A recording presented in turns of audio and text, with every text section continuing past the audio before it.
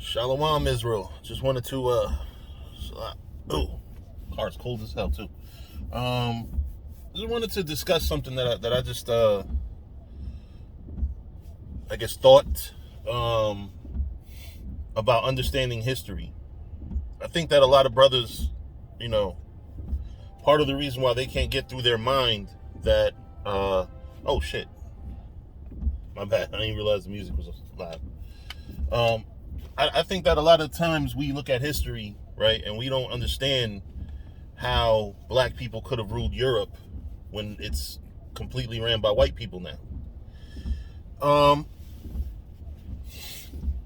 We just kind of picture a tribe coming from the caves and magically taking over all of Europe. Just come in and we picture like almost like a movie with a whole bunch of white barbarian looking guys, coming and raiding and enforcing their rule and their government and everything. We have to understand history. We have to understand the way Europe looked prior to white people coming and conquering Europe. And the reason why we have to understand that is so we can understand how black people did rule Europe during the Dark Ages. All right. It wasn't all white people that were in the Caucasus Mountains. Caucasus Mountains were probably one of the worst lands to be in, which if you're in an area that there's no mineral resources, obviously you're probably going to be the poorest. And that's when white people flourish. Historically they flourish when they come out of poverty to, get tired of being in poverty. And this is the difference between Edomites and Israelites. Us, we haven't had to work for it for the most part. The Most High kind of gives it to us. The Most High gives us an edge over the other nations. So we haven't had to grind from the bottom to the top like them as a nation. We do it individually. We don't do it as a nation. So,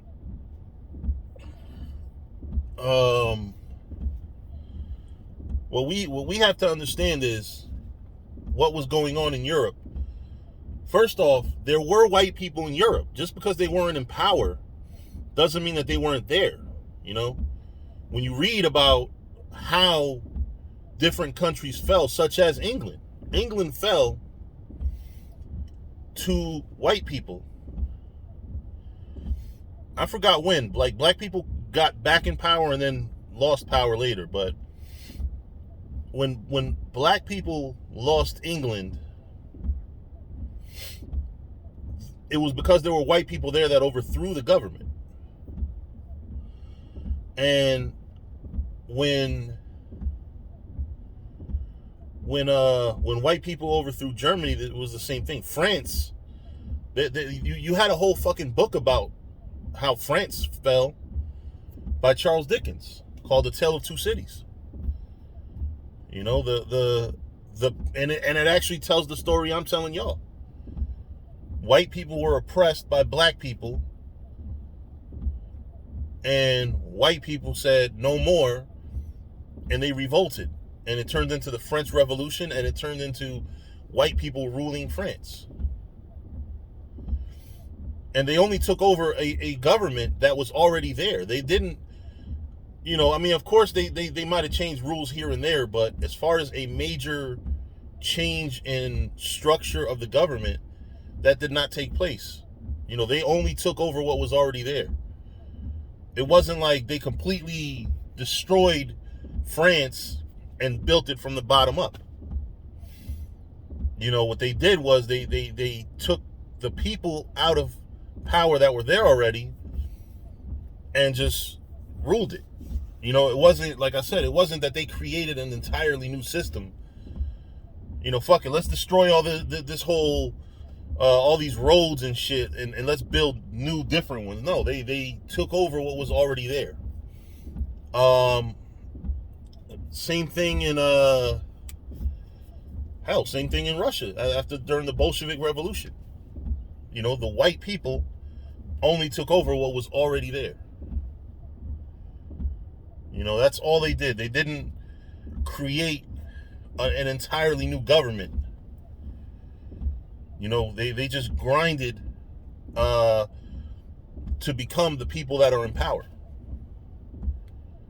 And the reason why history doesn't tell a profound story about it is because they left race out of it. They just said this tribe, this family, these people. You know what I mean? That's all that happened in Europe when white people took over.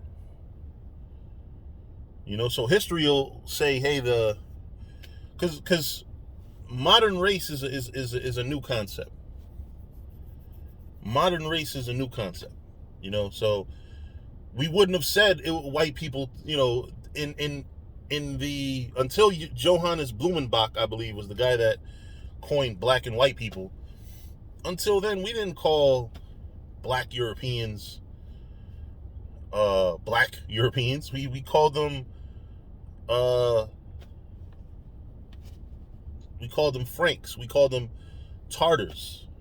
You know, we called them Anglo-Saxons. You know, we called them by the name of their tribe. We didn't call them white or black. You know, so when you get history claiming or proclaiming that, you know, Europe was been ruled by white people, you know, you get that because you had Anglo-Saxons who were black being invaded by people that claimed to be Anglo-Saxon that were white. That's all it is. It's a simple thing. It's just like if I take over a neighborhood in Newark, New Jersey, right? You know, they're gonna say, yeah, these Hebrew Israelites took it from these Bloods and Crips and Latin Kings. You know, those are the titles that they would probably use.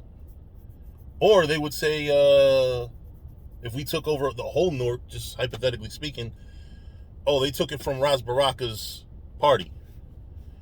It's black people and Latino people taking it from black and Latino people. But they're using the names that society now knows us as. So it's not a difficult concept to understand why or how Europe went from being ruled by people of color, Israelites, to being ruled by the Edomites. When you understand that, when you understand how history is written and the names that are used, you have to trace those names. You know, the reason why we know that Europe was ruled by black people is because they painted fake pictures of them, not fake, they painted pictures of themselves when they were in power. And later on, Europe either destroyed a lot of those artworks, and that's why the scriptures tell you that they would destroy artworks. You know, it's a simple concept.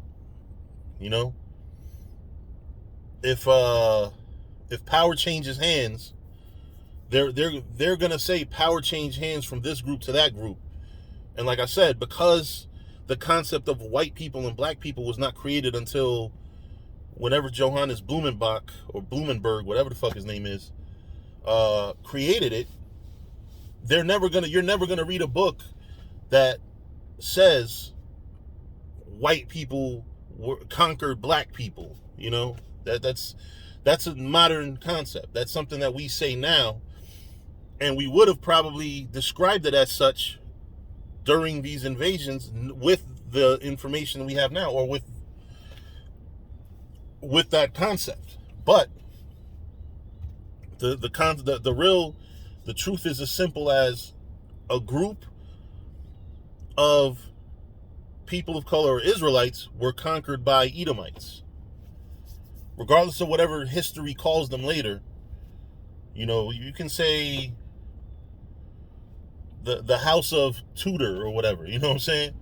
Tudor. Like, you know, that they conquered this. You know who's Israel, you know who's Jake, based on further examining history. You know, but again, I know what I said, this whole sit down probably was boring to a lot of y'all, but when you go back and read history, it makes sense. You just have to trace back who's who. Who are the people that were the ones that took over, the Cromwells. You know, the Cromwells, who were very instrumental in black people losing England, you know? And also considering the fact that England was part of a collective of countries. You know, Scotland and Ireland were under England. They were under British rule, you know? So that's just a little bit I want to feed y'all as far as information. Hopefully this helps you understand when you read history. It wasn't like society and everybody, when you walked out of your house, you saw all black and brown faces in Europe during this time. It was, you saw everybody. You saw Caucasians and you saw black people. It's just that, you know, you knew them by their distinct tribes. You didn't see black and white. You saw he's from this tribe and he's from that tribe. And, you know, later on, you know, again, because of people being divided by skin color as opposed to nationality, you would have history writing, you know, now that there's black and white people. There were no black and white people in Europe during that time, or so they weren't called that. You know, so with that, I hope this was edifying. Shalom.